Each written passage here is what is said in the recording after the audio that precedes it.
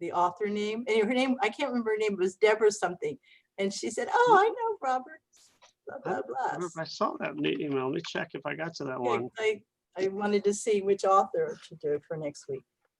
But anyway, I'll find out her name next week. Might be Rosenberg, something like that. But I have something. I sent you a note with the author name. And her name, I can't remember her name, it was Deborah something.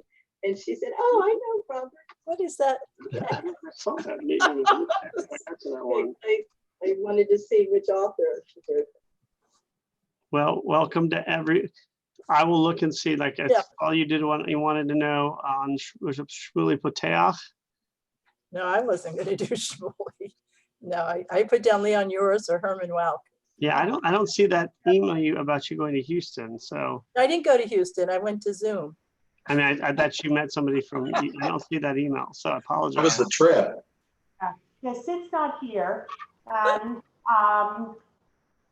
there's banging going on in my house, and I don't do, so I'm going to investigate. If I don't come back, then call 911. You don't know what the banging is at your house? There's loud banging. So welcome everybody from YouTube. We're going to be starting in a minute. We're gathering together as we're going to talk a little bit about Jewish comedy and have people share their jokes. And I have brought a whole bunch of jokes as well. None of them are my written jokes. None of them are original, but they're all funny because none of my jokes, because I wanted to say funny jokes instead of my usual ones that I write myself. I figured it out. What was it? Sorry. Hard work. I forgot about them. So they started to explode. What is starting to explode? Harry, it's hard to hear you. Fortunately, I have the cover on it, so it's not too terrible. I'll take care of it later.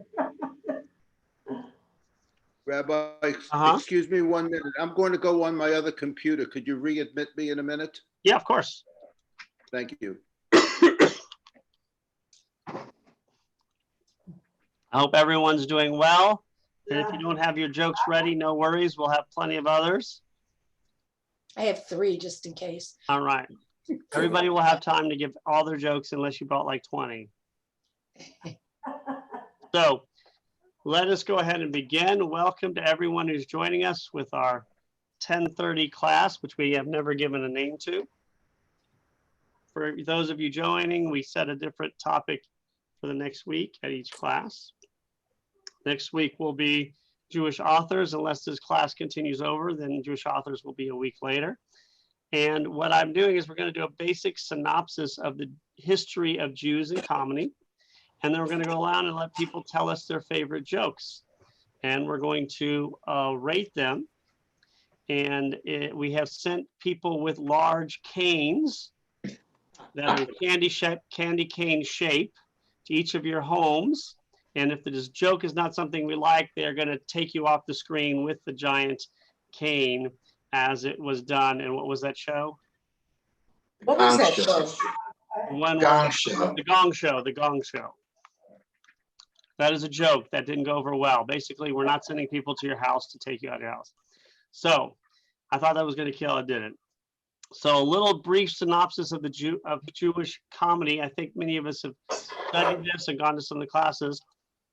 What we call American comedy today really has its roots in Judaism. And I'm not saying historic Judaism because there are some funny moments in the Bible and the Talmud, although they're few. Basically, Jewish comedy really starts with Purim and the idea of the spiel. And in the 19th century, it really starts to take hold in Eastern Europe with the renewal of Yiddish literature. And that really becomes really a seminal beginning to what we would call American humor today. We know so many of those wonderful authors that either lived in Eastern Europe and then moved to America, to Europe, or to Israel. And they really set the bar very high for their witticisms, their ability to make fun of difficult circumstances, the ability to make fun of enemies, the ability to make fun of themselves. And using Yiddish, which is a very biting language, they were able to come up with some very original ways of making jokes. And of course, with so many of those people moving to America at the turn of the century, they brought this wonderful Yiddish literature with them. And when they came to America, there was a lot of restrictions on what jobs you could get. But one of the places where there were no restrictions was comedy, was vaudeville, was different types of follies. And so Jews flocked to these new places, especially vaudeville and follies, and started this new concept of stand-up comedy along with comedy routines. And as we know, they would go from place to place, you know, and some of them, of course, became very famous later on with the advent, especially of radio and movies. Some of them didn't, and some of them stayed famous, but only in these places. But because the Yiddish language allowed all the Jews to be fluent and literate, eventually you saw the Borscht Belt become a major place for Jews to go in the summer. And one of the highlights was, of course, bringing in these Jewish comedians who would go from one of the resorts to the next. And that's where really comedy started in America, because there was no stand-up comedy as we know it in the 19th century. It really didn't start till the 20th century. Almost all of the great stand-up comics, all the way through the 50s, were Jewish. Not all of them, but almost all of them. And I'm not talking about the radio personalities, I'm talking the people who went on stage and did comedy routines. Even in radio, a high percentage of comedians were Jewish. The great exception would be probably Fred Allen, who was one of my favorites and was not Jewish. I was surprised to learn. I thought he always was, but he wasn't. I don't know if anybody knows who Fred Allen was, but he had that big biff with Jack Benny for years and years, and that was really part of the shtick between them. So Jewish comedy really became American comedy in radio and in movies in the 20s, 30s, and 40s, but it wasn't until the 50s till you would start to see non-Jews really start to cement themselves as leaders in stand-up comedy. And of course, people we know, a lot of them, Bob Newhart would probably be one of the most famous. Then later in the 60s, you saw African Americans. The 70s, you'd start to see people who are Latinos and women, because there were very few women. And it became okay for you to make fun of yourself, for you to make fun of your enemies. And we see this today when comedians go up. What is the number one thing they make fun of? Usually themselves and their families, or they're the group of people from where they come, because that's what they know about. It's become very okay to do that. So it's really quite incredible how Jews set this precedent. And even though today there's a very high percentage of Jews in comedy and comedy writers and stand-up comedy, it is by no means 90% anymore, not even close. You see different comedians, all the comedians know each other, but you know, they really take all of this from these great Jewish comics. We talked about them already, some of the great Jewish comics. We all have our favorites, but it's really important for us to remember that the idea of writing these jokes really became cemented in the Jewish world, starting in Eastern Europe, and with the Jews who moved to America and created this Yiddish culture, helped to create vaudeville, helped to create Yiddish theater, helped to create Yiddish newspapers. And of course, in the 30s, they would get to the comic, superheroes. So there's a wide range of areas. So let's go over some of the jokes and we'll see how much we can go through. And again, that's just a synopsis of the history. We weren't planning on going through, but I'm going to tell you some old jokes. For instance, these are some jokes that are older than others. So for instance, in the Talmud, there's a very famous story of a rabbi who invites another rabbi over to his house for Purim. And they're having a good time, and they get so drunk that the first rabbi who invited the other rabbi to his house killed him, actually murdered him on accident while he was drunk. But then he prays to God, and God resuscitates his friend, and he ends up being all right. And the next year, the guy invites the same guy over to his house for Purim again, and he says, "No, thank you. A miracle doesn't happen all the time." And that's kind of one of the places you see a little bit of humor in the Talmud, but there's not very much of it. In the Yiddish world, there's a lot. One of my favorite phrases in the Yiddish world is, I wouldn't trust the sincerity of a Jew who converted to Christianity. No Jew can truly believe in the holiness of another Jew. And I love that quote, but it's also very biting. So before we get to yours, we're gonna, this was a wonderful example of a letter that somebody might write from Eastern Europe to America. Dear Yankel, you asked me to write at length and I would like to oblige, but there was really nothing to write about. The rich are still rich, the poor are dying of hunger as they always do. What's new about that?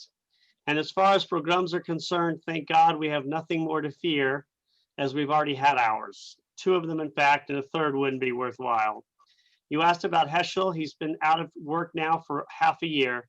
The fact is they won't let him work in prison. Mendel did a clever thing, though. He up and died. Some say of consumption, some say of hunger. Personally, I think he died of both.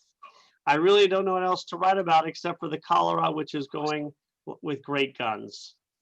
So it's this kind of depressing, fun, dark humor.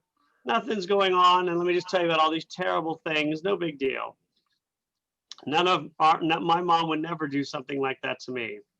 Now, what are some other things in Yiddish theater? Here are some sayings from Yiddish theater. God will provide, but if only he would provide until he provides. Dying while you are young is a great boon in your old age. If the rich could hire the poor to die from them, the poor could make a very good living. Our rabbi is so poor that if he didn't fast every Monday and Thursday, he'd starve to death. When things don't get better, don't worry, they may get worse. It's no disgrace to be poor, which is the only good thing you can say about it. And that's actually used from Tevye the Milkman. That was actually into the movie, but they rephrased it. What is it? I think he says it's no disgrace to be poor, but it's no great honor either, which is, I think, how they changed it for the movie, which I like better. A couple more things I love is Yiddish curses, which I've done before. I'll just give you a couple of my favorite Yiddish curses. May your husband's father marry 3 times, so you'll have 3 mothers-in-law. May your corns grow higher than Mount Sinai. May God answer your prayers, but confuse your worst enemy with you. May all your teeth fall out, save for one, so you can have a toothache. And my favorite Yiddish curse, which I've incorporated into my comedy sets in a different way, may a child be named after you soon. That's my favorite of the Yiddish curses. Well, that's a bad one. Huh? So those are great. The last thing I'm going to do before I open it up is 10 reasons you grew up in a Jewish home. This is kind of a modern Jewish humor. None of the things I'm giving you are original because I want you to have fun stuff. These are the 10 reasons you grew up in a Jewish home. Number 10, you spent your entire childhood thinking that everyone calls roast beef brisket. You sat on furniture covered in plastic when you went to visit your grandparents. You thought that speaking loud was normal. Right. Still is. It still is. And this is my favorite one. My favorite one. You grew up thinking it's normal for someone to shout, "Are you okay? Are you okay?" Yeah. through the bathroom door if you're in for longer than 3 minutes. That is. Your Christmas tradition included a Spielberg or Streisand film after Chinese food. You automatically knew the first question your grandparents would ask you on a first date. What's the first question they ask you? Is he Jewish? Is she Jewish? Exactly. Every year in a school Christmas pageant filled with classic Christmas music, you were asked to lead the one Hanukkah song, which was? Dreidel, dreidel, dreidel. Exactly. This all goes for anyone of ages, say, 100 until about 30. You didn't know there were non-Jewish doctors until you were in college, when you were sternly instructed by your parents not to go to them? Corned beef on white bread with mayonnaise was considered breaking the 11th commandment. And the number one reason you knew you grew up in a Jewish household, by the age of 7, you were already taller than your grandmother. So those are some of the ones that I like to use. So I have plenty of jokes, but I don't want to hear my jokes. I want to hear your jokes. So we'll go around and let everybody do one at a time, but we'll just keep going. And if you run out, I have plenty of other ones. All right, who would like to go first? Oh, I'll get it out of the way. I mean, I don't have a career in stand-up. That's a great way to start a joke, Michael. I'll get it out of the way. You know, I Very don't have- depressing. well, no. I mean, I don't have a career in stand-up, so you get the worst first. And but anyway, this is a favorite of mine. It's probably 100 years old. Chaim Yankel is on a boat coming to the United States, and his friend says, you know, and I'm not going to do a Yiddish accent. When you get to Ellis Island, tell the immigration officer that your name is John Smith. Choose an American name. John Smith is very good. So the boat lands and gets off, and so the immigration officer says, what's your name? And he looks at him and he goes, Oi, ich had Shane vergessen. Yes. And that's how Chaim Yankel became Sean Ferguson. Or John Ferguson. That's good, Michael. That's me forgetting. Me forget. Maya Ferguson. Yeah. That is awesome. All right. I have a boat joke too, so I'll All right, tell it. we can do snaps for those who do a good job. Oh, good Excellent. job, Michael. Okay, I'm gonna tell, this is Jeff's family's joke, and it's about Mr. Goldberg, but I do have to say that my dear friend who passed away, Susan Safranik, this was her family joke too, and they called him Mr. Ginsburg. So we always acknowledge now Susan, she should rest in peace. So Mr. Goldberg, his whole life wanted to go on a cruise. It was his dream.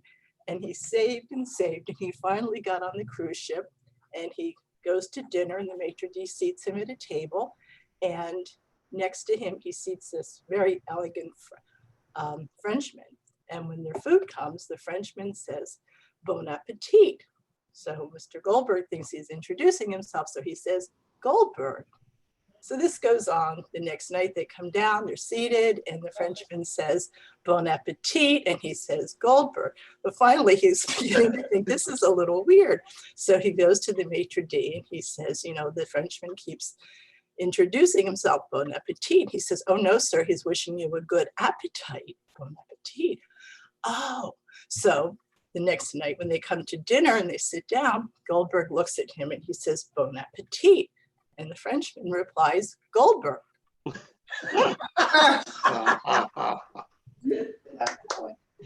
Yay. Very good. All right. Good start so far. Who would like to go next? Okay, Harriet. Okay, I have a few. Okay, Moishe comes from an Orthodox family, and when it's time for him to go to school, they send him to the best yeshiva in town. And after a couple of months, they keep getting phone calls from the school saying, oh, you know, he's just incorrigible. Can you do something? And so they have a talk with him, and he goes back to school. And finally, the headmaster calls them in and says, I'm really sorry, we'd love to take your money, but we can't because he's just so totally disruptive that we just can't take him. So they looked at him sternly and they decided to send him to the public school. So they sent him to the public school and the same thing happened. So he was talking with a friend of his and he told his friend, and his friend said, well, why don't you send him to the Catholic school? So he said, the Catholic school?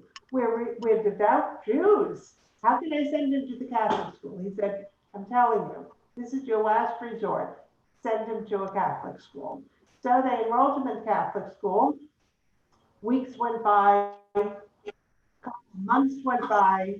They don't hear anything. And they get his report He has straight A's. So they call him into the living room and say, you know, what happened? You know, we sent you to the best yeshiva, the best public school, and you were horrible. And then you go to Catholic school and you're getting straight A's. He said, oy vey, when I walked in and I saw that guy hanging from the cross, I knew that they weren't going to take any good. Good job, Harriet. Okay, this. Well, here, we're gonna do one at a time, and let me go, so we'll go one at a time, then come back.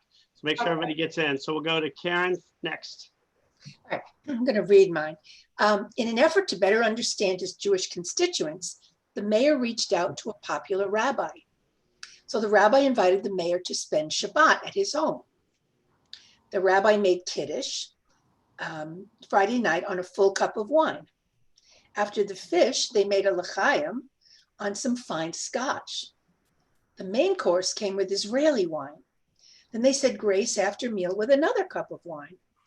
The next day, they made Kiddush on wine at the synagogue. After the service, they ate crackers with herring and made a few l'chaims on schnapps. They went home and the rabbi made Kiddush for his family on another cup of wine, some l'chaim after fish, a nice single malt with the cholent, and some more wine for the grace after the meal. And then when it got dark, another cup of wine for Havdalah.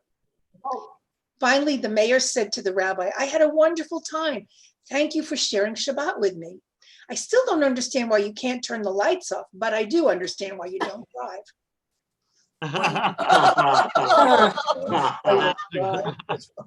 Good one. Very. Excellent. All right, anybody else? Okay, let's go Rena and then Larry and Jane. Okay, mine is, you probably heard it, but I think it's very funny. Three Jewish mothers are sitting on a bench arguing over which one's son loves her the most. The first one says, you know, my son sends me flowers every Shabbos. Every Shabbos. You call that love? Says the second mother. My son calls me every day. That's nothing, said the third woman. My son's in therapy 5 days a week, and the whole time he talks about me. Cute. Very good. I hadn't heard that one, although I've lived it, but I hadn't heard it. All right, so I think it was Larry and Jane. And when you want to talk, just hold down the space. Larry, you're still on mute. There we go. Now you're on mute again. You muted yourself again, Larry. Maybe we should all mute ourselves and except for the person speaking. It's one of those debates. We can mute out, I can mute everyone, but then you won't hear any laughing. So I can mute everyone. I should know I've done a couple. I did my first stand-up for on mute. I mean, online. It's very hard to do comedy if nobody's laughing. So we'll go ahead and mute everybody except for that person who's ready. So Larry and Jane. Okay, this one is from Joan Rivers. I wasn't too original. When a man has a birthday, he takes off a day. But when a woman has a birthday, she takes off at least 3 years. Okay. Nice. That is very clever. All right, with your permission, I'm going to do a couple of real quick ones. And with the rabbi shouldn't answer this, but see if anybody else can identify the comedian. Okay. Okay. Now, in the rabbi, you don't answer because I'm sure you. Okay. I never forget a face, but in your case, I'll make an exception. As soon as I get through with you, you'll have a clear case for divorce. I told your wife. Either this man is dead or my watch stopped. Women should be obscene, but not heard. That'd be Henny Youngman, king of the one-liners. Yeah. Yes. You know? We said it's got to be Henny Youngman, king of the one-liners. Well, I would say. No, it's not Honey Youngman, sorry. It's not Henny Youngman? Groucho Groucho Marx. He may have told them, but jokes float around, but. George Burns? That Well, not the one I says got to say. Groucho. Groucho Marx. Groucho. That's what I thought it was, Groucho. Groucho. Yeah. Thank you. I got a Woody Allen one coming up. All right, we'll do that next. Let's go to somebody else. Jeff, did you want one? Or Yeah. No, Jeff. okay, Jeff next. Which Jeff? There's a couple of Jeffs. You're right. There's two Oh. Jeffs. I'm looking at both of you on the screen. So we'll go to Jeff Caffey first, and then we'll go to the Glazers. Okay, just a quick one. Moses is commanded by God to go up to the mountain. And, it's a steep climb. So the first thing he does when he gets up there says, "Oy vey, this was such a long climb, God. I have such a headache."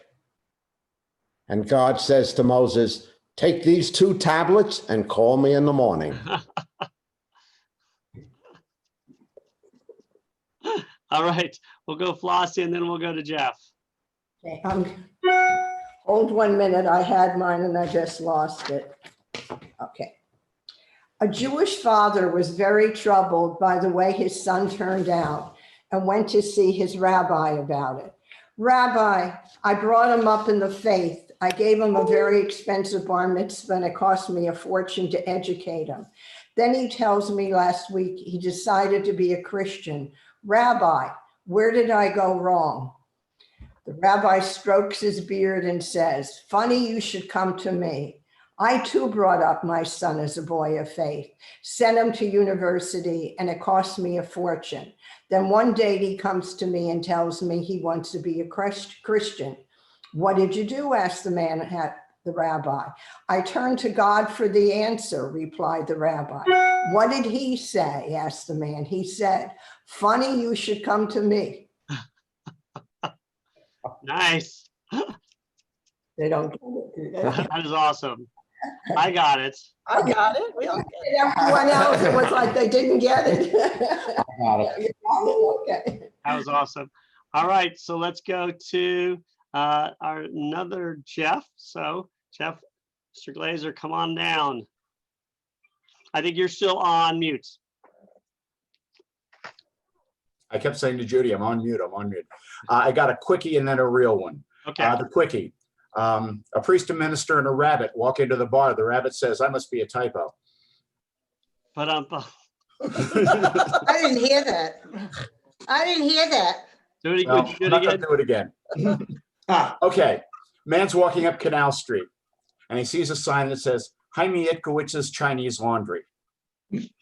What's going on? So he goes in and he says, "I'd like to speak to Mr. Itkowitz." And there's a very distinguished looking Chinese gentleman sitting there. He says, "I'm Mr. Itkowitz."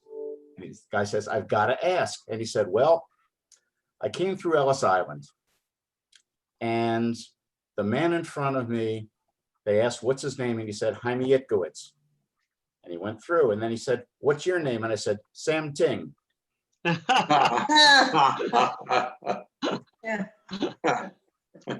is awesome. I like All that. right.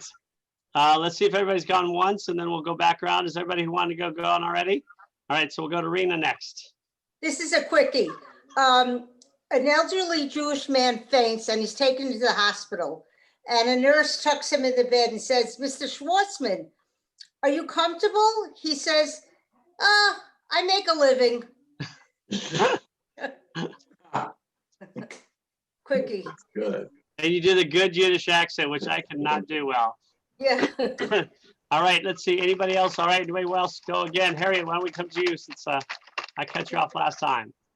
Okay. Okay. This Jewish man, his son is going to become a bar mitzvah, and he's thinking, what am I going to do? You know, Mr. Goldberg, he took everybody to a beautiful resort in Florida for a week, and that's where he had the bar mitzvah. And then this other guy, he took everybody to Alaska, and he said, but you know, he said, that's just ordinary once we were there. He said, okay, I know. We're going to take everyone on a safari. So they get to Africa and they all get onto their their animals, and they start going, and all of a sudden the safari stops, and they're waiting and they're waiting and they're waiting, and finally the man said to the guide, he said, well, you know, what's happening here? You know, I paid for a safari and we're not going anywhere. He says, oh, the Schwartz bar mitzvah is going through. Okay, should I go on? Could you Well, repeat we'll grab. punchline? Harriet, I couldn't hear the punchline. I couldn't either. The Schwartz bar mitzvah is going through. He thought he was being so Okay. Got it. Okay. Basically, it's your fault, Michael. Yeah, it always is. I'm married. Okay, anybody else have a second one they want to give? Okay, Larry and then Flossie. Yeah, this is from a Woody Allen film called Zelig, which some of you may have seen. And Zelig is a character that can basically be comfortable in any situation and take on his appearance and just be part of a group. And somebody commented about his portrayal of a Jew at the Folies Bergère was so realistic that many Frenchmen insisted that he be sent to Devil's Island. And I have another one from Woody Allen, if I could. It's from Play It Against Sam, where he tries to use the technique of the cool guy, the Humphrey Bogart character. And he's talking to a woman and he says, what are you doing Saturday night? And she says, I'm committing suicide. He says, well, what about Friday night? Awesome. All right, we are on a roll here. All right, so Flossie. Well, here's a quick one. What do you call an uncircumcised baby? A girl. Ah. Didn't get any of these, okay. Oh yeah, definitely. And then I have one other quick one. Let's hear it. A rabbi wanted to try pork. And so he looks to go to a restaurant very far from town. And just as the waiter sets down a roast pig with an apple in its mouth, some of his congregants come in and he doesn't know how to act. And he says, oh my God, look at this. You order an apple and look how they bring it. Okay. No offense. Okay, we'll go to Jane and then Rena. No offense. In fact, last weekend, we had a bar mitzvah boy, our first virtual bar mitzvah for a boy. And at the end, they had some messages sent from families as a surprise. The first message was from his grandmother, who said, you're such a caring boy. I remember the time you called and told me you were going to be a vegetarian because you didn't like animals being hurt. And then 2 hours later, you called me and said you're not going to be a vegetarian because you learned that you wouldn't be able to eat bacon. And this is the one that was on the bar mitzvah. So that's all right. Who was next? Was it Jane and then Rena? And Jane, you're on mute. The first time I see a jogger smiling, I'll consider it. Nice, that's a good one. I can't deliver a good one. I got two thumbs I up. think you did a Let's great hear it job for with it. Jane. Let's hear it for Jane. I had the courage. You did it. All right. And then we'll go to Rena. I thought that was great. Rena, let's go. Okay, Schwartz is sitting in his room wearing only a top hat when Steinberg, strolls in. Why are you sitting there naked? It's all right, said Schwartz. Nobody comes to visit. But why the hat? Maybe somebody will come. And I have a one-liner. Do it. Why do Jewish women live longer than their husbands? Because they want to. Why do Jewish men die before the women? Because they want to. Sorry. No. All right, Harriet, please. Okay. What did a Jewish mother ask her daughter when she told her that she was having an affair? Who's catering it? Oh, Okay, and most common disease transmitted by a Jewish mother? Guilt. Okay. All right, Judy, and we'll go Jeff's Judy. got Oh, you have another one, Harriet? Brought my One joke. more, one last one. Okay, one last one, then we'll go to Judy and Jeff. Oh, okay. A Jewish boy comes home from school and tells his mother that he has a part in a play. So the mother said, "What's the part?" He said, "A Jewish husband." The mother said, "Go back to school and tell them you want a speaking part."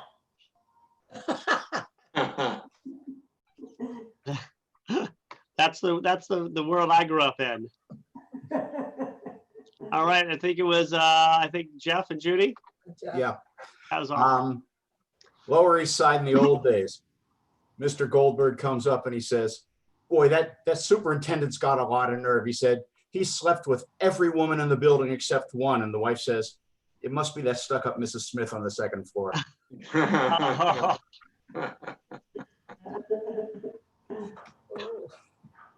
And Hey, one Judy. last one. All right, Harriet, and then Michael. Okay. What do you call a Jewish man who has lost 95% of his brain? A widower. Oh, that's a good one. That's an excellent one. And that sounds like a George Burns joke. All right, Michael. Okay, I hope this doesn't offend, but two guys meet on the street. They grew up together, Moshe and Chaim. And Moshe is very devout, and he's also very poor. And Chaim, on the other hand, I mean, he has ham sandwiches on Yom Kippur, and you know, numerous affairs. I don't know who catered, and you know, he's very rich. So Moshe is very upset, and he looks up to the sky and he says, "God, why? This man sins. He doesn't follow the laws, and yet he's rich and I'm poor. I daven 3 times a day. What's going on here?" All of a sudden, there's a clap of thunder, and a voice calls out, "Because you nag me too much."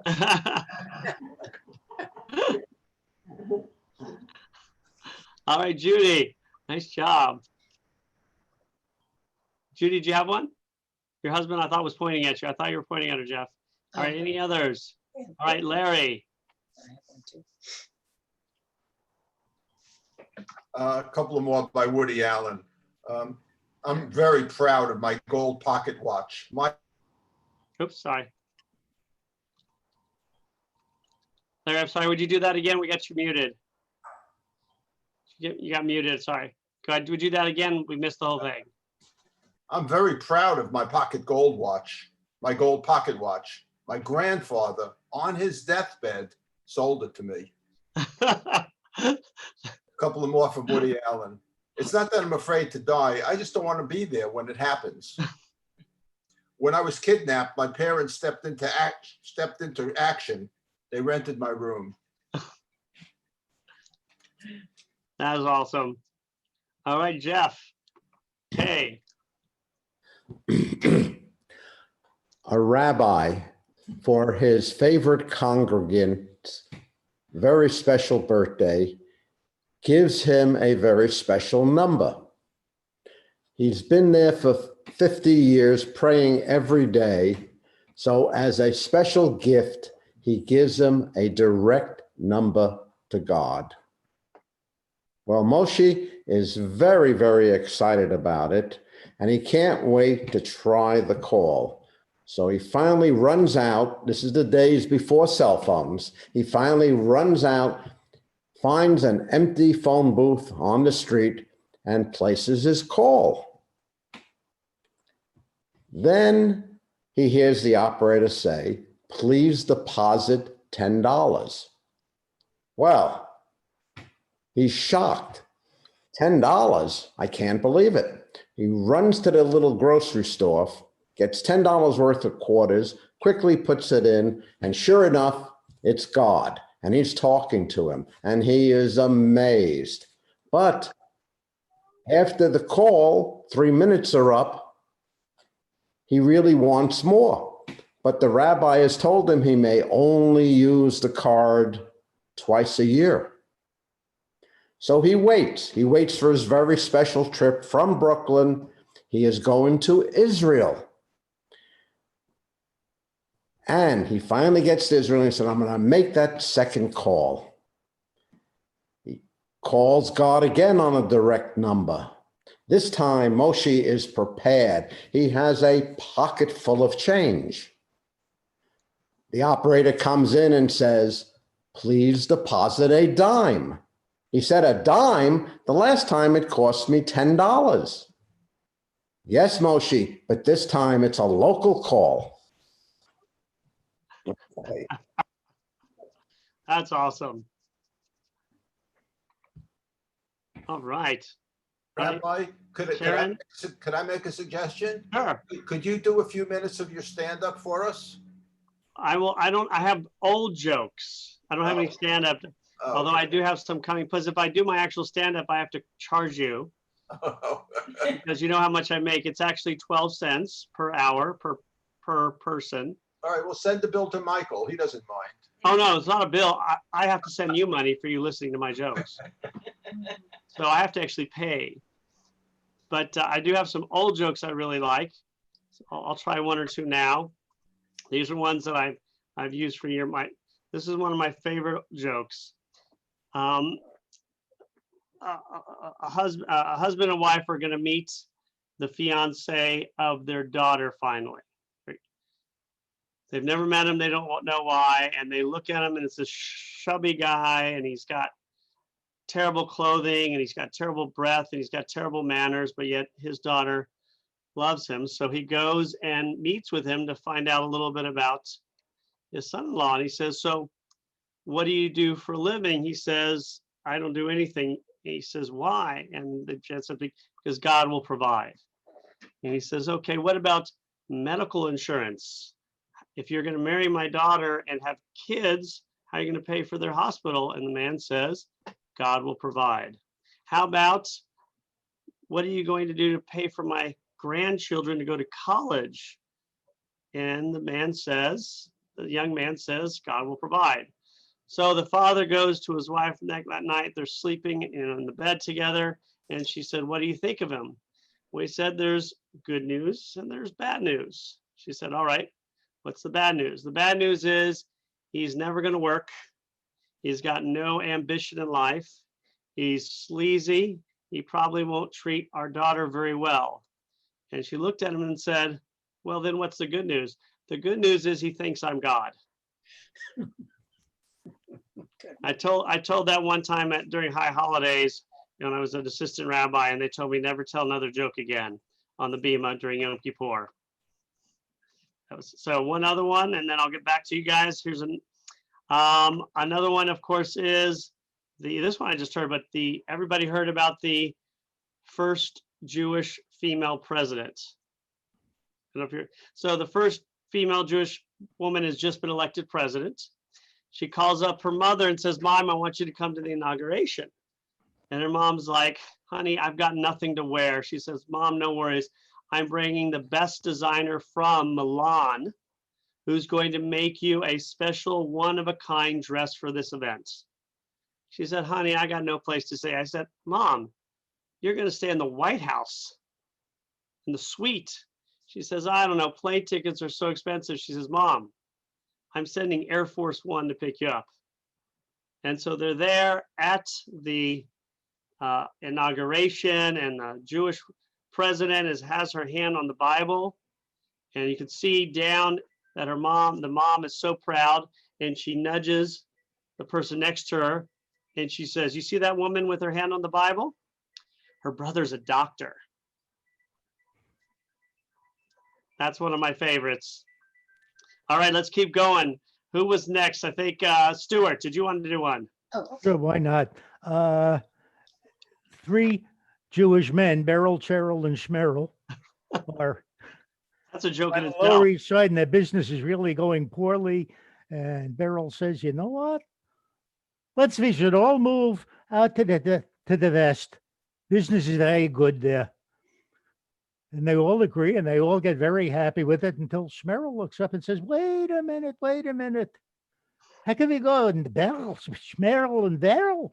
How they going to like us? And Beryl looks at him and says, easy. My name is Beryl. I'll change it to Buck. And Cheryl says, you know what? That's a good idea. My name is Cheryl. I'll change it to Chuck. Schmerl looks at them both and says, I'm not going. That's a good one. I hadn't heard that one either. All right. Nice. All right. Anybody else? All right. No, Jeff. We're down in Miami Beach. There's 3 old Jewish guys. They're sitting on a bench. And the first one says, you know, I had a nice business. And he said, I had a fire. It burned to the ground. And I collected the insurance and I moved down here. And the second guy says, well, I had a nice business too. But a pipe burst and I had a flood. So I got the insurance and I moved down here. And the third guy says, I had a nice business too. I got hit by a twister and they paid me my insurance and I came down here. And the first one looks at him, pauses for a minute, he says, twister. How do you make a twister?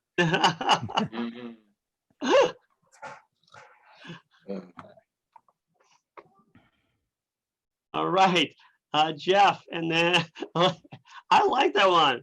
Jeff. Okay. Rabbi, this is really in honor of your 3 o'clock show today. Which I will not be on. I apologize. One more missing. You will not be on today. We're filming High Holiday Services today at 3 o'clock, and I can't miss. It's not me being filmed, but I have to be there to make sure everything. So I missed last week, but I thought I told him I wasn't going to be there, but I guess I forgot. But I'll be on it probably next week. Okay. I talked to the board, and they was very surprised that they said High Holiday Filming should be put higher on the list than a podcast. Right. Okay, well, let's try this one. A rabbi, a priest, and a minister take a little boat trip out in their boat. And lo and behold, the boat gets stuck on a little sandbar. And it's getting late, so they have to decide. They have no telephone to call with. So they decide, well, maybe we can make it to shore. So the priest says, I have great faith. I don't think, whoops, hang on.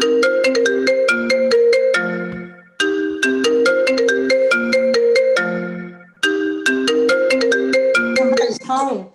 Yeah, I know it. Sorry about that. Oh, we'll try again. Anyway. You know, if you'd stop using that language, you wouldn't get bleeped like that. Anyway, the priest says, I have great faith, and he gets out of the boat and promptly walks on top of the water to shore. And the reverend says, I also have great faith, and I also know the miracle. And he gets out of the boat and walks to shore also on top of the water.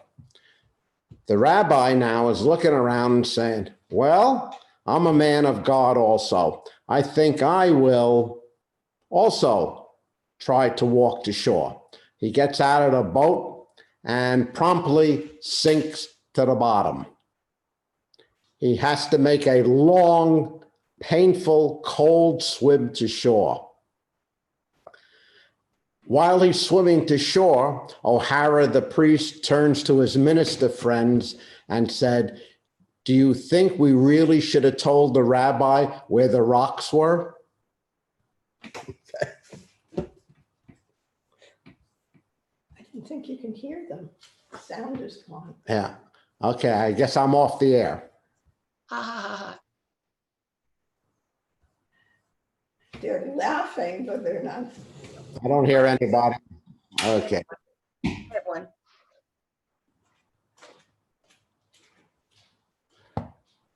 Karen, you're muted. Rabbi, you're muted. Got it. Okay. There you go. So, Rena, would you like to go next, then Karen? Okay. And Rena, you're muted as well. Rabbi, did the punchline come across? I don't know. I lost Oh sound. yeah, everybody heard you except for everybody was muted. Oh, okay. Thank you. It was a killer. Rena, you're still muted, by the way. Sorry about that.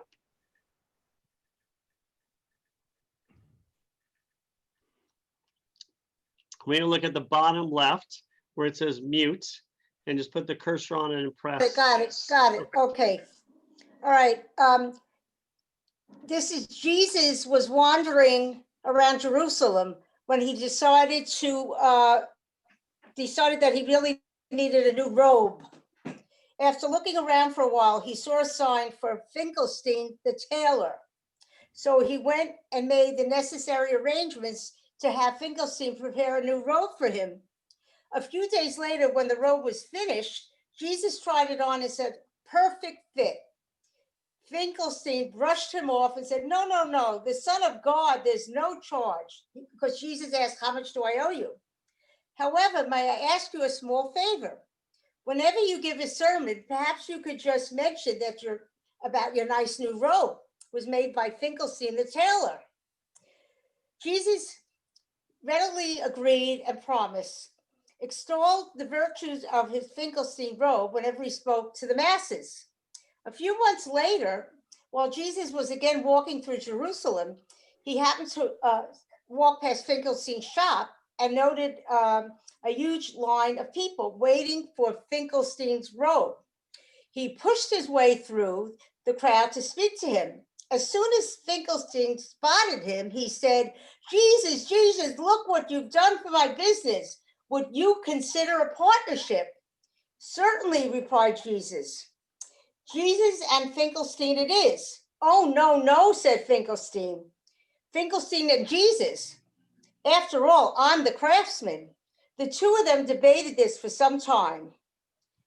Their discussion was long and spirited, but ultimately fruitful, and they finally came up with a mutually accepted compromise. A few days later, the new sign went up over Finkelstein's shop. It was Lord and Taylor. And now they're out of Very business. cute. That's cute. They had a good run. They had a good run. Everybody's out of business. Now they're out of business. Yeah. All right. Okay, Jeff. I'm sorry, it was Karen first and then Jeff.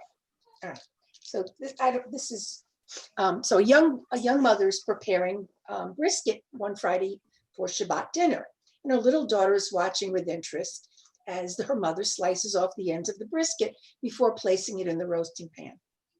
And the little daughter says, "Mom, I've been watching you make brisket. Why do you always cut off the ends?" She says, the mother says, I'm not really sure, but that's the way Grandma always did it. Let me call her and find out why." So she calls her mother and she says, "Hi, sweetheart." She says, "Hi, Mom, we're just wondering, why do you cut off the ends of the brisket before roasting it?" And the grandma says, I'm not really sure, but she said, "That's the way my mother did it." So let's call her up and ask her. So they have a Zoom call, and the senior grandmother says, "Oh, what a joy. My daughter, my granddaughter, my great-granddaughter, all in the same day." And so one of them says, "Mom, we were just wondering, why do you cut off the ends of the brisket before you're roasting it?" She says, "Oh, I don't know why you do it, but I never had a pan that was big enough." In the old country, they couldn't afford it. Right, exactly. Okay. All right. Jeff and then Michael. Jeff Glazer. Okay. All right. Mr. Goldberg and his son are in business, and they make nails. So Mr. Goldberg says to his son, "You be in charge of publicity." So the next day, they open up the newspaper, and there's a sign with Jesus hanging on the cross. And it says, "They used Ginsburg's nails." And the father has a fit. He said, "You can't do that. You're going to offend everybody." Son says, "Don't worry, I'll fix it." And the next day, there's a picture in the newspaper of Jesus at the bottom of the cross in a crumpled heap.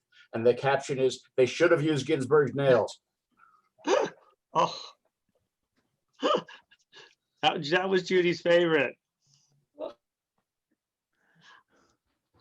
It was not. That is dark. That's a Yiddish one. That's how you do it. All right, any others? All right, I'll do one more, two more, or okay, I'll do one or two more of these beautiful jokes that were, let's see here. We'll do the one about the golf competition between the church and the synagogue. They decided to choose one person to represent the Vatican and the Jewish world. And afterwards, they went up to the Pope to explain their logic on who they chose. And they told him, oh, we were so excited and so brilliant. We converted none other than Jack Nicklaus to represent our church, our Vatican, against the Jewish community. And the Pope said, oh, what a brilliant idea, but then why do you have such long faces? They said, well, he still lost by a stroke to Rabbi Tiger Woods. All right, Larry, your turn. I have one that's sort of good for Yom Kippur that I remember Perfect. a rabbi used to tell several times. These Jewish guys are going elk hunting, which is obviously, you know, a very Yeah. prominent Jewish occupation. And they shoot this giant elk and they drag it back to, this is in the far woods of Montana, and they drag it back to the airplane. And they basically say to the guy, you know, let's just strap it onto the airplane and take it back with us. And the guy says, no, no, no, it's way, way too heavy. It'll never make it over the mountains, you know, the Rockies and all those mountains. So they plead with him, and finally they give him some extra money and they say, okay, we'll take it over there. So they take it onto the airplane and they're flying, and surely enough, the plane can't manage to go over the heights of the mountains. And they basically have to parachute out. And as they're parachuting down, the pilot says to him, I knew it wouldn't happen. I knew we could never get over there. And the guy says to him, yeah, he says, it's funny because last year when we got there, when we did this, we landed much closer to the road. We parachuted much closer to the road. So the moral, in case you didn't get it, is you keep repeating the same thing over and over again and hope for a different outcome. Who is the fool? It's not who does something wrong, it's who keeps doing it. And that's who the fool is. All right, any others? We've had some good ones. I think this was a very good job. All right, Michael and then Stuart. And Michael, you're still muted. Michael, you're still muted, sorry. Okay, I'm unmuted. Well, I found these remnants from a Jewish humor calendar that I had several years ago that I keep on my desk. I thought I'd try this visual. I don't know if you'll be able to see it very well. But what it is a family lighting Hanukkah candles, and Santa Claus has come down the chimney and he says, oh, sorry, wrong house. Michael, there's a version of that one with the Easter Bunny showing up during a Seder. It's the same thing. Yeah. Was that in like, was that one of these, you know, something in the Sunday funnies for, is that where it originally came from? No, there was a calendar that I had several years ago called The Joy of Jewish Humor. And it was something every day. And I wound up keeping maybe half a dozen, which I thought were really, that tickled my fancy. I can read one. Moses on Mount Sinai. And God says, Moses, in keeping kosher, never cook a calf in its mother's milk. It's cruel. Moses, Lord, you're saying we shouldn't eat milk and meat together? God, I'm saying you never cook a calf in its mother's milk. Moses, Lord, why? You're saying is we should wait after eating meat to drink milk? But Moses, listen, I am saying don't cook a calf in its mother's milk. Lord, you mean we should keep separate dish sets for milk and for meat? And, oi, Moses, my son, do whatever you want.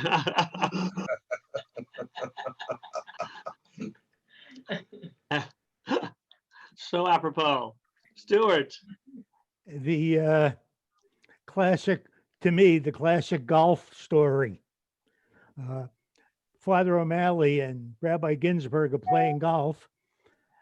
Rabbi Ginsburg, they both get onto the green. Father O'Malley sinks a 6-foot putt. The Rabbi Ginsburg gets up over a 3-foot poke, putt, chokes, right? Misses it and says, damn it, missed the putt. And O'Malley looks at him and says, hey, please don't curse. The rabbi says, I'm sorry. And they play another 2 or 3 holes, and they both have little chip shots to the green. O'Malley lands it a few feet from the cup. Ginsburg shanks it and hits it into a sand trap and yells, damn it, missed again. And O'Malley says, Rabbi, please don't curse. If you curse, there will be consequences. And the rabbi says, sorry. And they move on to a couple of more holes. And in a few more holes, the priest O'Malley hits a beautiful shot on the par 3 hole, gets a hole in 1. And the rabbi takes his shot, and the ball rolls up and leans on the edge of the cup, but doesn't fall in. And the rabbi says, damn it, missed again. And the priest looks at him and says, now you've done it already. You cursed again, there are going to be consequences. At which point the sky darkens, lightning starts to roar, lightning comes down and it kills Father O'Malley. And from heaven the voice is heard, damn it, missed again. Damn it, missed again. That's bad. It's cute. That's bad. Very cute. Yeah, I didn't say these things were supposed to be, they're clean, but not so naivete. Flossie. Am I on? You're on now. Okay. A teacher says to her class, who was the greatest man who ever lived? The pupil who answers this question will receive this large apple. A little Italian boy raises his hand and says, Columbus. Then an Irish kid says, St. Patrick. The Epstein boy lifts his hand and says, Jesus Christ. The teacher is amazed. She calls him to her desk, hands him the apple, and asks, Sheldon, you don't believe in Jesus as the Christ. So why did you say he was the greatest man who ever lived? Actually, says Sheldon, I think Moses was much greater, but business is business. I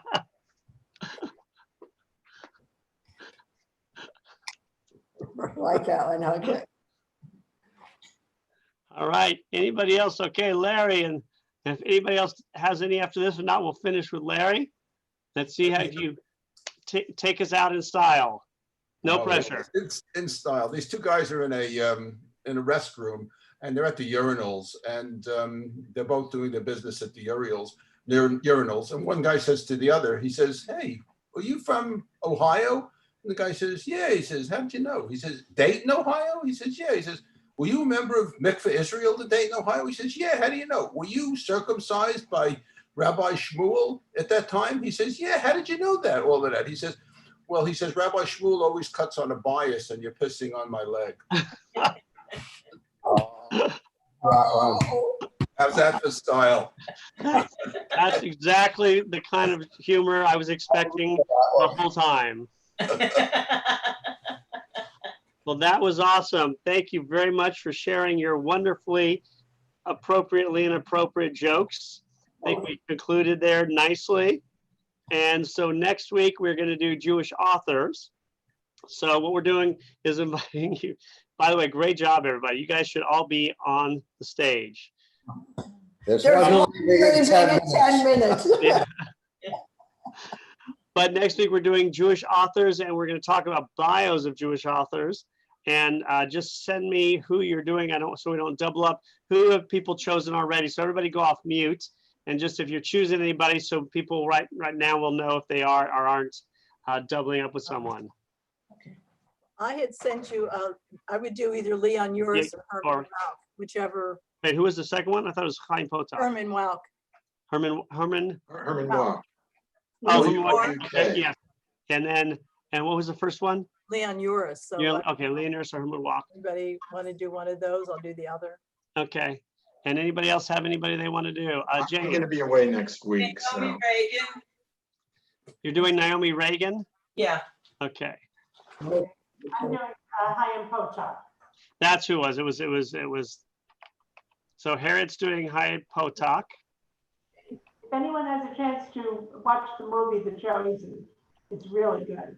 The That was a what? really well done movie. I mean, it really follows the book. They make some subtle changes, but it really doesn't impact the book. I'm sorry, which movie? What movie? Excuse The me, I never. Chosen. The The Chosen. Chosen. Oh, yeah, yeah. And who was the first one? I can't apologize. My memory's terrible. Who was the first person who gave me books? Oh, I did. I'll do Leon Uris then. You're gonna do Leon Uris? Okay. Rabbi, Rabbi, Yeah. Uh-huh. I'll do Herman Walk then, if Judy's, I'll Okay. just Herman Walk. Okay, perfect. Oh, I don't think I'm gonna be joining you next week, but if I do, I think I'd do Bernard Malamud. Oh, Oh, That's a good one. you know what? I won't be here next week either. I forgot. Take me off. Oh, Do we want to save this one for the week Yeah. later and do something else next week? why don't you save it then? If, Yeah. Yeah, we could save it. Let me see what we were supposed to do the week after. Excuse me. You want to take that? You want to reserve? Oh, I won't be there the week after either. All where are right. you going? Let's hear, let's What's hear up, his Mike? vacation? Well, doctor's appointment one day and kayaking trip another, so. Oh, okay. Nice. Oh, I We just do have a- not have anything scheduled for next week. I mean, the week after. So do anybody have any ideas? We could do 2 weeks of Jewish authors. I'd like to do that. I know. Well, he doesn't know yet. YouTube. I'll do Philip Roth. Who is that? Who said that? Aaron. Who is that? Okay. I'll do Philip Roth. Reserve it. Okay, so Rabbi, there's going to be I think the Jewish Literacy Center is having a film on Saul Bellow. oh, really? Yeah, I'll send out the link to that. I think it's a literary center. I'm not sure when it is, but it usually is during the week. And then they're having a panel discussion about him as well. Well, do you want to take Saul Bellow for next week? Well, what I was thinking of, I was going to do Arthur Miller or Arthur Miller. Malamud, talk about, but either one of those, but I could do any one of those, but. Well, you have to do Arthur Miller. Yeah, if everybody, I'd rather do Arthur Miller, but if everybody wants to watch the, the Saul Bellow thing, I'll send out the link to it. We can discuss that as a group. Perfect. And who was not going to be here? Harriet, are you not going to be here? Judy, not going to be here? Not next And week. I'm not gonna be there. You're not going to be here. And who else was the other person? Who's not going to be here next week? Who took somebody? Okay, good. Jane, you're not going to be here next week. No, Judy said she wasn't. No, Jane is not going to be here next week. You're on mute. Jane, the 10 o'clock, right? I'll do Touloushkin. Oh, good. That's a good one. Yeah, I have the Hadassah once a month. Oh, the Hadassah. Oh, yeah. Oh, I wanted to do this. Well, maybe we'll do it 2 weeks. So Jane, you won't be there, so we won't have Naomi. you could be. I'm- Oh, you could be. Okay, so I'll leave you on have this. to come. It's up to her. Okay, so far we have Naomi Reagan, Chaim Potok, Leon Uris, Herman Walk. No, we have, for next week, I'm doing Herman Walk and Judy will do it the following week of Leon Uris. Is that correct? No, you're doing Herman Walk. And she's doing next week also, right? Or Judy, you're No, I'm missing? not going to be here next week. No, Oh, she you're won't not gonna be be here. Okay. So we'll have maybe Judy do it for the next week. Okay, and I can do, I looked at my calendar. I made a mistake. I can do Malamud the week of the 16th. Okay, so, and then Michael will do Malamud. Plus, Judy, you're gonna do Chaim Potok on the next week, right? I'm doing Chaim Potok. Who's doing Chaim? Oh, you're doing, Judy, who you were doing? Leon Uris. Leon Uris. All those Jewish guys get confused sometimes. Rabbi Ellie Wiesel for Flossie. All right, thank you. Good one. Good one. You have me down for Philip Roth. 1 second. Okay. November 16th. All right. Okay, who was doing, Flossie, what were you doing again? Ellie Wiesel. Okay. And then who was the other person talking? I'm not looking at the camera. Well, I was going to do Arthur Miller or Saul Bellow. So, Okay, well, we'll do Arthur Miller next week, and then you can do Saul Bellow the week after if you want. Okay. And then we had one person who said, what? Karen said Philip Roth. Karen, Yeah, I have Karen already. Wondering, anybody wants to do Isaac Bashevis Singer? I can do him if nobody else does. Yeah, I would. Be nice if somebody did Umberto Eco. There he goes. That's why. it's Okay, who English. is he? Or Amos Oz. Do Amos Oz. Or Amos Oz, yeah. Who wants to do Amos Oz? No, just throw his name out there. Okay, and actually, Amos Oz's wife was a teacher at a program I did in Israel for 6 months, and I met him at a thing, but I don't know if he's still living anymore. Was her name Dorothy? I didn't have the class with her. It was a joke. Dorothy would be It was a a good joke. one, and That's cute. yeah, and the middle name was In, so I-N, so Dorothy in Oz. Which week are we doing it, Rabbi? We're doing the 9th and the 16th. Both for authors. Right, both authors. So the only ones we know we're gonna, so we have Jane is Naomi Reagan, Harriet is Chaim Potok, Rena Herman Walk, Michael Bernard Malamed, Karen Philip Roth, Larry Arthur Miller, Stuart Joseph Telushkin, Flossie Ellie Wiesel, and I am going to do Isaac B. Singer. You did And that? then Yeah. that will try, we may not get all of those that week. And then the next week we have Judy scheduled for Leon Uris. And then, I'm sorry, Michael, you're the next week. You're Bernard Malamed Yeah, on I'm the on the 16th. 15th or Yeah. or 16th. And Larry is Saul Bello on the 16th. Rabbi, Yeah. have to be scheduled for the 16th. Jane, you want to go on the I won't be 16th? here next week. Okay, so you'll be on the 16th as well. That'll make it easier. That'll probably be better. We have, all right, I'll prepare somebody else for the 16th, waiting to, just in case we have time. And I don't want to take anybody who's, I could do, anybody have any authors they want me to do? I'm going to do I.B. Singer. Agnon, Shmuel S.Y. Agnon, I don't know if you know him. I do know him, not personally, but I mean, I know his writings. I love his oh, short you'll get another stories. Israeli. Yeah, he's an Israeli writer, yeah. How about Jennifer Weiner? Or Weiner, she says. She's a young Cynthia Ozick. Jewish author. Cynthia Ozick is good. Oh, who? Cynthia Ozick. Oh, Cynthia Ozick. No, I'm And saying then, you know, who's also good? Who's, Jennifer. what's her, Anita Diamond, some more of a contemporary oh one. my gosh, the red tank, yeah. Thomas Friedman. Thomas Friedman, I'd love to do him. I've read a couple of his books. I can do him for the the second following week? week if you want. Okay, is that Stuart? Sounds Yeah. like Stuart, right? Okay. All right. So for the second week, we've got Judy, Leon Uris, Michael Bernard Melamed, Larry Salbello, Jane, Naomi Reagan. I'm going to do Shai Agnon, and Stuart is going to do Thomas Friedman. Wow. Okay. And if we have some extra ones, if people want to do them, all right, very good. Who else? All right. You said we were going to talk about the authors rather than the books. You can mention the books and talk a little Okay. bit about the books, but we're not going to do a biography.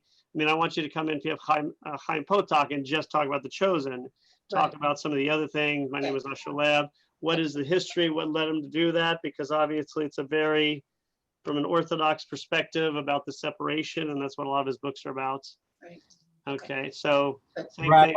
Yeah, for So not a Rabbi, book I report. want more about the person rather than person. writings. Right, you can Yeah. mention the writings, if obviously talk about it, but Philip Roth has had how many really good novels, upteen good novels. Right. So I don't want you to just talk about, Goodbye Yeah. Columbus or something. or the, Portnoy. Wheat Portnoy. Creek High School. yeah, I mean, there's so Portnoy many. playing, I yeah. keep thinking about the one that I just read, which was I just forgot the name about What with about Nazi? Charles Yeah, that- Lindbergh, Oh, the plot against America. Plot Against America. Thank you. Good, yeah. Or, talking about, and I always forget the names, the guy who wrote, I just read the Yiddishman's Policeman Oh. Union. Michael Just, Chabon. that same guy, Michael Chabon. Cavalier and Clay. Yeah, same one. I Chabon. read that one too. What's his name again? Chabon. Michael Chabon. Oh, Chabon, yes. Chabon, yeah. How do you Chabon. pronounce it? I don't know how to pronounce it. Yeah. I don't know either.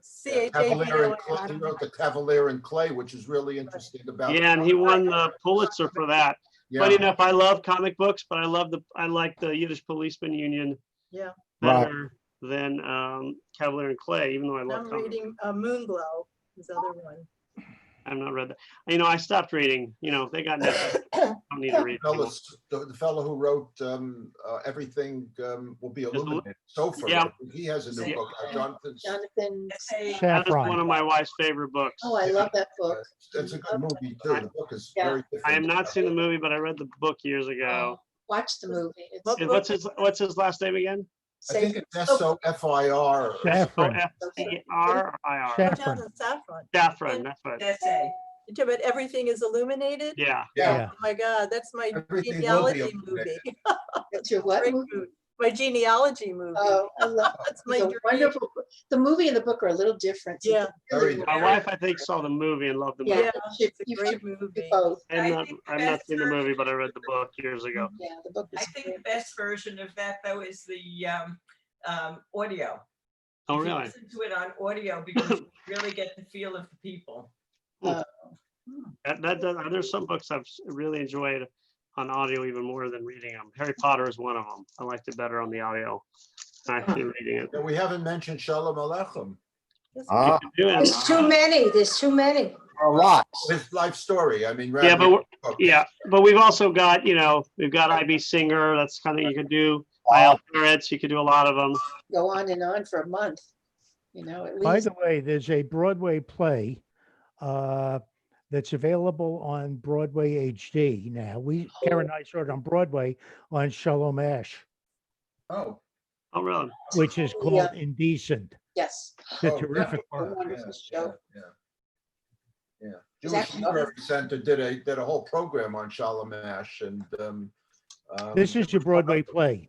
yeah, they did a whole program on Off-Broadway, it was life I'm off-Broadway. talking about. Yeah, on him as a playwright, and It's amazing how many of those, Okay. 18, born in 1850, 1860, 87, 1870s became, in Eastern Europe, became such major, international playwrights. It's really quite incredible. And authors. another one was Chaim Groda. Ma- I don't know if you've heard of him, but he was a press I've not. preceding Isaac Bashevis Singer as a writer who did mostly in the Yiddish literature, and I think he was very, very prominent in the Oh. Yiddish world. I've not heard of them. So Maybe playwrights ought to be a whole separate. that's a good one, because you could do like, Arthur Miller. you could do Neil, what's his name? Simon. Simon. Neil Simon. Over a little, thank you. Bye. Well, we could do famous authors for a long time, but I think we've got a good, we could do like, J.D. Salinger or Kafka, go a little bit more in that direction. Right. We could do Isaac Asimov, of course, for me, that's, Yeah. I forgot about him. Sure. Yeah, there's a whole wealth out there. There's Yeah. a lot of them. if you look Aaron on would and be saw all of the fascinating. ones, Right. you could go in any direction. We could do one just on more, civil rights, or more on politics, or more on social. You could do Marx, and, there's a lot of them. Yeah, Rabbi, I was thinking of either Asimov or Heinlein. I just wanted to see what their personal backgrounds Yeah. were outside books. So Are do you you- want Isaac Asimov or? Or maybe a Heinlein. Heinlein's not Jewish. Okay, Heinlein's not Jewish. that's what I had to check. I Yeah, wasn't. that's like Jeff's favorite author and philosopher. Okay, No, so he's not Jeff, Jewish. you want to do, which one win then? You want to do? Asimov? I'll probably do Asimov. Let me do it the second week, but I'm also thinking of one that, Rabbi, have you heard of Yuval Harari? Yes, I have. Okay, he was another one I might do, but I know probably most people aren't. Yeah, I think having someone that people haven't heard of is a good one, because for instance, he's like more of a history, and he's an Israeli, so you got some Israeli, more modern Israeli stuff. Yeah, he's And very he's popular. like my Very age. popular in Israel. Yeah, and he's like he's not young, but he's he's probably my generation. So I think it's good to have use a couple that are still living, and have some that are from the mid 19th century. I think that's a good mix. Rabbi, could Uh-huh. we make a list of, not all of them, I guess, but a bunch of their books you know, that you could send out to us. You know, I haven't heard of many of them, and I might like to read some of their really good books. Could you make a list like for next week when we talk What about I'll do is them? I'll send you, Rena, then you can send out everybody the list of what's already being done. So Okay. people will know not to, you know, double up. And then we can also then afterwards send out a list of books from these that we think is from these people. Oh, you So- can Okay. Google them, Rena. Just Google the author. Google the author. I just, as we were Yeah. sitting here, I just Googled Yeah. Philip Roth just to remind myself about these books. I'm All terrible. right, well, we can, yeah, send me the list of who's doing what. And Okay, I'll send you the list of who's doing what, and then the list of people authors we name that nobody's doing yet. How's that? okay, great, thank you. All right, guys, thank you so much. Thank you, Thank Rabbi. you. Everybody, good. Bye. Bye. Bye. Thank you. Bye all. Stay Bye. safe, everybody. Bye. All right. Thank you. Have a good week. Rabbi, Okay. you're doing a class. I'm sorry, one more thing. You're doing an Ollie class, I noticed. I just got the Ollie. Yeah, what am I doing? I'm doing, I didn't see which class it was, but I saw your name was on the I list. think I'm doing characters in the Bible, I think. Oh, Okay. is it the same? You did that one a couple of years ago, didn't I you? did. I'm gonna choose a lot of different ones, but it'll be Oh, some of good. the same ones. I I don't did know that yet. I don't remember if I'm doing it live or recording it. I remember, I forgot how they wanted me to do it. Oh. So, you guys know, are we recording all of them or are we doing all of them live? I think it's half and half. They have some that they're going to stream and some that they will be live. And she even talked about one or two. If you see Andrea's introduction, you know, to the Ollie this year, she does talk a little bit about the possibility of having a very limited audience in an actual setting, maybe, you know, an outdoor in a tent or Right. something like that. But the majority, I think she goes into the idea that a lot of it will be streamed, so you could watch it whenever you want, and some of them be a Zoom Q&A with Q&A. Right. I know I have the date. I have the topic. I didn't get that book, the thing you did. All I got was the note reminding me. So I don't know what she wants. I'll do whatever she wants, obviously. Yeah, I think you should be able to get it. It was online this morning when I looked. Online, at Okay. it. It's probably you'll be in the mail soon, but Yeah. If there's, maybe are they still sending out something in the mail this year, considering, or because that's, you know, it's expensive to do, and you could probably do it online instead. well, they've had it online for years, so Right? Yeah. we always use. So they could, maybe they'll just send it to people, like sometimes if it's more expensive, just to people who want that as opposed to the online one. Well, thanks, guys. As awesome. You were always awesome. As awesome. You were always. Thank you. Take care. Always, you were awesome. Great job. I look forward to hearing about these authors because I think, like many of you, I know a lot more about their books than who they were. I mean, there's exceptions, but most of them are more familiar because of what they wrote. So I look forward to hearing all about them. Okay, thank you. Have a good week, everybody. Stay safe, everybody. Thanks. Bye.